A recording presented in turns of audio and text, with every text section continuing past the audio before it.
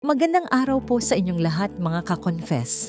Minsan, ang tadhana ay sadyang mapaglaro at sinusubok ang ating katatagan pagdating sa usaping pag-ibig at pagkakaibigan. May mga pagkakataon na ang taong inaasahan nating huling iibigin ay siya palang magpapatibok ng ating puso sa maling paraan.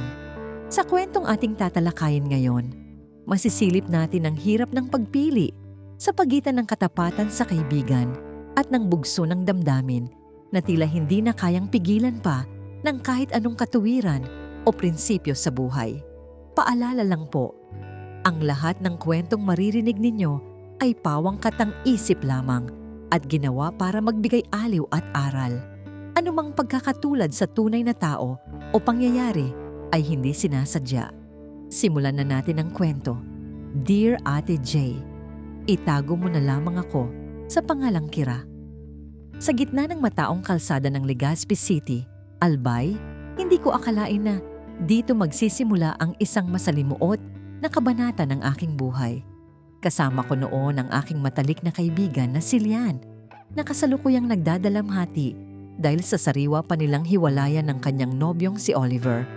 Habang pinagmamasdan ko ang bulkang Mayon na nababalot ng ulap, ganoon din ang nararamdaman ko para sa aking kaibigan, malabo at puno ng kalituhan. Bilang katuwang niya sa lahat ng bagay, ako ang nagsilbing balikat na iniyakan niya sa bawat gabing hindi siya makatulog dahil sa sakit ng kanilang paghihiwalay na dulot ng isang matinding hindi pagkakaunawaan. Isang gabi, habang nag-iisa ako sa isang maliit na coffee shop sa Tabaco, biglang nag-message sa akin si Oliver. Tinatanong niya kung kumusta na si Lian dahil hindi na ito sumasagot sa kanyang mga tawag at text. Sa simula, ang intensyon ko lamang ay tulungan silang magkaayos o kahit man lang magbigay ng impormasyon para hindi na sila lalong magkasakitan. Sumasagot ako ng formal at maingat dahil alam kong teritoryo ito ng aking matalik na kaibigan. Ngunit sa bawat palitan namin ng mensahe, tila unti-unting lumalalim ang aming pag-uusap tungkol sa mga bagay na hindi naman direktang konektado sa kanilang relasyon. Habang tumatagal ang mga araw, napapansin ko na mas madalas na kaming magkausap ni Oliver kaysa sa pag-uusap namin ni Lian. Sa tuwing magkasama kami ni Lian sa Donsol, Sorsogon, para magbakasyon at magpalamig ng ulo, palihim akong tumatabi para lamang sagutin ang mga mensahe ni Oliver. Nararamdaman ko ang kakaibang kaba sa aking dibdib sa tuwing tumutunog ang aking telepono. Alam kong mali ang ginagawa ko dahil dapat ay tapat ako sa aking kaibigan, pero tila may magnetong humihila sa akin palapit sa lalaking minsan ay naging mundo ng taong pinakamahalaga sa akin bilang kapatid. Hindi nagtagal, ang simpleng kumustahan ay naging mahabang pag-uusap na inaabot na kami ng madaling araw sa gubat, Sorsogon. Ikinukuwento ni Oliver sa akin ang kanyang mga pangarap, ang kanyang mga takot, at ang mga bagay na tila hindi niya naibahagi kay Lian noong sila pa. Ako naman ay tila isang uhaw na lupa na sumisipsip sa bawat salitang binibitawan niya. Ramdam ko ang lalim ng kanyang pagkatao na hindi ko nakita noong sila pa ang magkasama. Sa puntong ito, unti-unti nang nawawala ang aking focus sa pagtulong sa kanila at napapalitan ng sariling interes. Isang hapon, habang naglalakad ako sa baybayin ng Bacon District, naitanong ni Oliver kung maaari ba kaming magkita ng personal para personal na magpasalamat sa aking pakikinig. Ang aking isipan ay sumisigaw ng hindi, pero ang aking mga daliri ay mabilis na nag-type ng oo. Kinakabahan ako sa ideyang yon dahil alam kong kapag nagkita kami, wala nang balikan ng lahat. Ang pagtatagpo naming yon ang magiging hudyat ng aking tuluyang pagtalikod sa aking prinsipyo bilang isang kaibigan. Ngunit sa kabilang banda, may bahagi sa akin na gustong malaman kung ano ang kahihinatnan ng nararamdamang ito. Dumating ang araw ng aming pagkikita sa isang tahimik na resort sa Matnog. Pagkakita ko pa lang sa kanya, tila tumigil ang ikot ng mundo ko. Si Oliver ay mukhang pagod pero nananatiling gwapo sa ilalim ng init ng araw.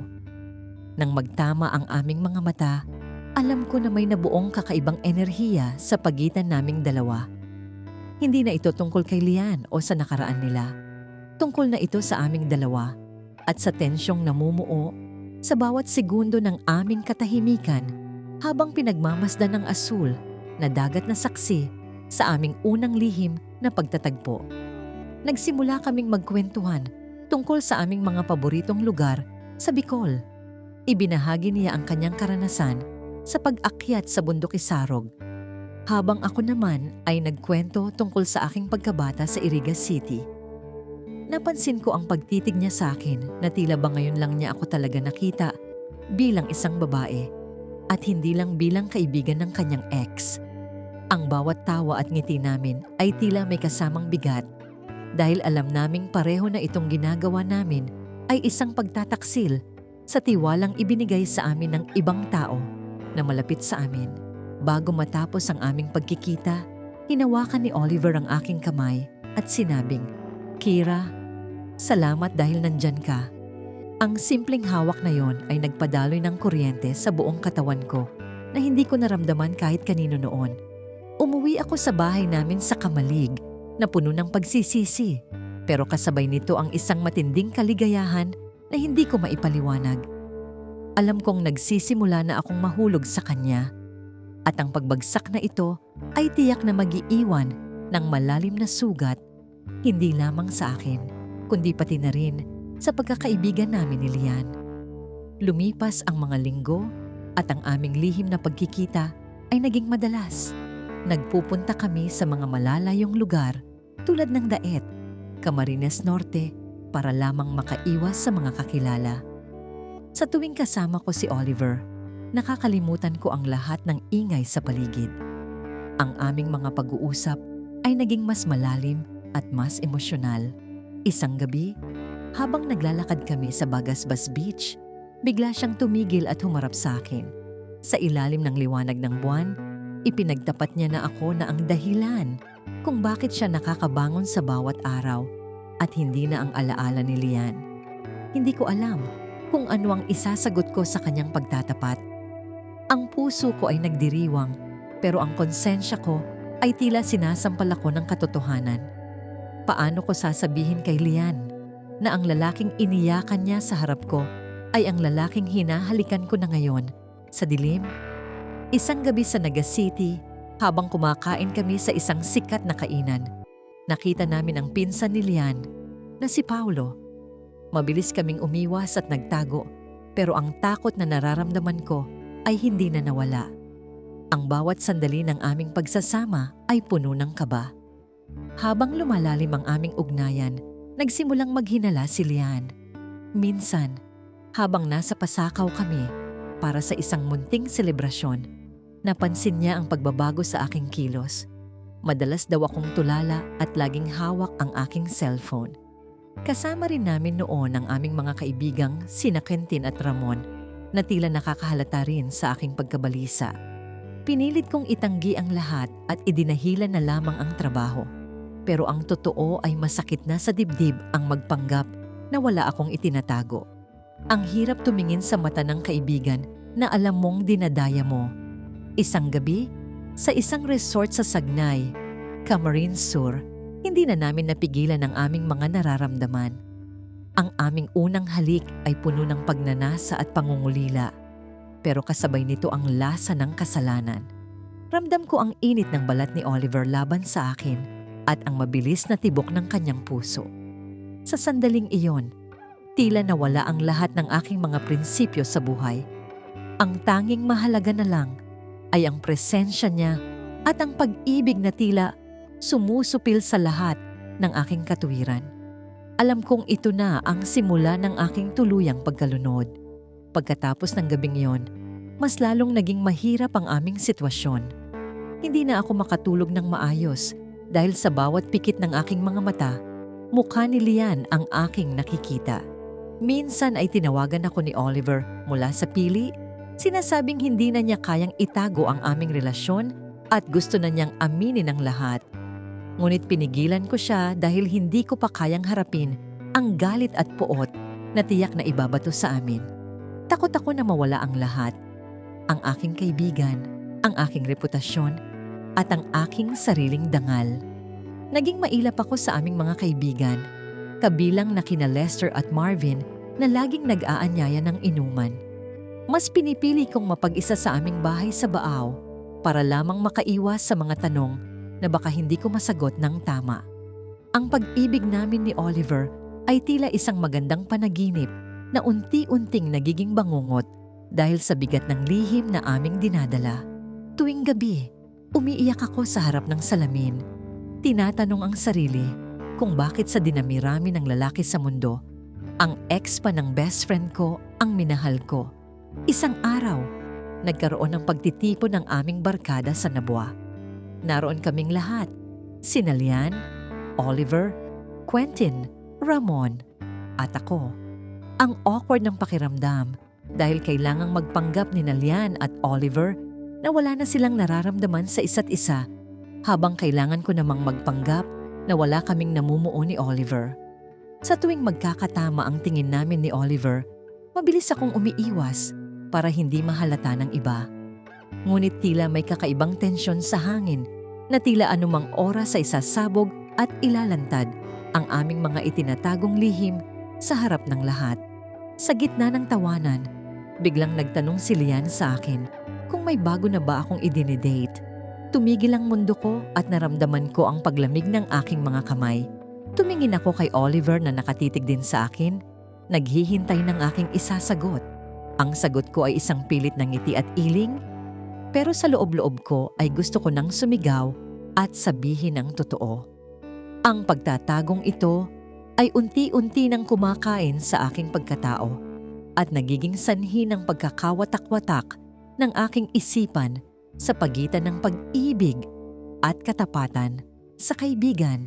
Ngunit gaya ng lahat ng lihim, wala itong hindi nabubunyag. Isang gabi, habang nasa isang mall kami sa Naga City, hindi namin napansin na naroon din pala ang kapatid ni Lian na si Marga. Nakita niya kaming magkahawak kamay at may kasamang malambing na kilos na hindi maaaring itanggi bilang pagkakaibigan lamang. Kinabukasan, ang balita ay nakarating na kay Lian. Tumawag siya sa akin habang nasa libmanan ako. Ang boses niya ay nanginginig sa galit at sakit. Tinanong niya ako ng diretsahan kung totoo ba ang kanyang narinig tungkol sa amin ni Oliver na kanyang dating kasintahan. Hindi na ako nakapagsinungaling pa. Umamin ako sa kanya habang umaagos ang aking mga luha. Ipinaliwanag ko na hindi ko sinasadyang mahulog kay Oliver at nagsimula lamang ang lahat sa pakikiramay. Pero alam ko na walang sapat na paliwanag para sa isang pagtataksil na tulad nito. Sinabi ni Lian na hindi niya akalain na ang taong pinagkatiwalaan niya ng kanyang mga sikreto at sakit ay siya ring kukuha sa kaisa-isang bagay na nagpasaya sa kanya noon. Ang bawat salita niya ay tila patalim na sumasaksak sa aking puso at konsensya hanggang ngayon. Pagkatapos ng tawag na yon, tila gumuho ang aking mundo. Naghiwalay kami ng landas ni Lian at ang aming barkada ay nagkaroon ng kanya-kanyang panig. Sina Paulo at Quentin ay pumanig kay Lian, habang sina Ramon at Lester naman ay nanatiling neutral pero ramdam ang kanilang pagkadismaya sa aming ginawa. Si Oliver ay sumubok na ayusin ang sitwasyon, pero mas lalo lang itong lumala dahil sa kanyang presensya. Nagpunta kami sa Karamuan para subukang lumayo muna sa lahat, pero kahit doon ay hindi kami nakahanap ng kapayapaan dahil sa bigat ng aming mga bitbit. Sa aming pananatili sa Karamuan, doon ko napagtanto na ang pag-ibig na binuo sa pagtataksil ay mahirap panindigan. Sa tuwing titingin ako kay Oliver, naaalala ko ang mukha ni Lian na puno ng pait. Hindi na kami masaya gaya ng dati dahil ang aming relasyon ay nababalutan na ng pagsisisi at kahihiyan. Nagdesisyon kaming mag-usap ng masinsinan habang pinagmamasdan ang dapit hapon sa dalampasigan. Napagkasunduan namin na kailangan muna naming maghiwalay para ayusin ang aming mga sarili at subukang humingi ng kapatawaran sa mga taong nasaktan namin sa aming desisyong mahalin ang isa't isa. Umuwi ako sa Legazpi na mag-isa at puno ng lungkot. Nawala ang aking matalik na kaibigan at nawala rin ang lalaking inakala kong magiging katuwang ko habang buhay. Ngunit sa kabila ng lahat, natuto ako ng isang mahalagang aral na ang pag-ibig ay hindi lamang tungkol sa nararamdaman natin, kundi tungkol din sa respeto at integridad. Ang pagtataksil sa kaibigan para sa sariling kaligayahan ay isang utang na habang buhay mong babayaran ng pagsisisi. Sinubukan kong magpadala ng liham kay Lian para humingi ng tawad, pero hanggang ngayon ay wala pa rin siyang sagot sa aking mga mensahe. Lumipas ang ilang buwan at unti-unti kong binubuo ang aking sarili sa Sipocot, Camarines Sur. Nagtatrabaho na ako ngayon sa isang maliit na kumpanya at sinusubukang kalimutan ang mapait na nakaraan. Balita ko ay nasa Maynila na si Lian at nagsisimula na rin ng bagong buhay. Si Oliver naman ay nagpunta sa ibang bansa para magtrabaho. Ang aming kwento ay nagsilbing paalala na may mga bagay na hindi dapat pinapakialaman, lalo na kung alam nating may masasaktan tayong mahal sa buhay. Ang sugat na iniwan ko ay tila hindi na kailanman maghihilom. Sa tuwing nakakakita ako ng mga magkakaibigan sa Salbay, hindi ko maiwasang makaramdam ng inggit. Naaalala ko ang mga panahon na kaming dalawa ni Lian ay walang ibang iniisip kundi ang aming mga pangarap. Ngayon, ang mga pangarap na yon ay naging abo na lamang dahil sa isang maling desisyon. Nagsisisi ako na hinayaan ko ang aking puso na manaig kaysa sa aking isipan at prinsipyo. Ang pagkakaibigan ay isang kayamanan na mas mahirap mahanap kaysa sa pag-ibig, at ang mawala ito dahil sa panandaliang saya ay isang pagkakamaling hinding-hindi ko na uulitin. At yan ang kwento ni Kyra. Isang lihim na minsan ay mahirap itago, pero sa huli ay nagbigay ng aral at katotohanan sa kanyang puso. Mga ka-confess, dito na nagtatapos ang ating kwento. Maraming salamat sa inyong pakikinig at pagsama sa amin mula simula hanggang dulo. Sana ay may napulot kayong aral, inspirasyon, o kahit konting saya sa ating ibinahaging kwento ngayon. Kung nagustuhan ninyo ang kwentong ito, huwag kalimutang i-like, i-share, at higit sa lahat ay mag-subscribe dito sa aming YouTube channel na Tagalog Wild Confession para sa mas marami pang kwentong kapana-panabik, nakakakilig at minsan ay nakakagulat. At huwag din kalimutang i-follow ang aming Facebook page na Tagalog Wild Confession para lagi kayong updated sa mga bagong uploads at kwentuhan. Hanggang sa susunod nating kwentong Tagalog Wild Confession, ingat kayo palagi, mga ka-confess.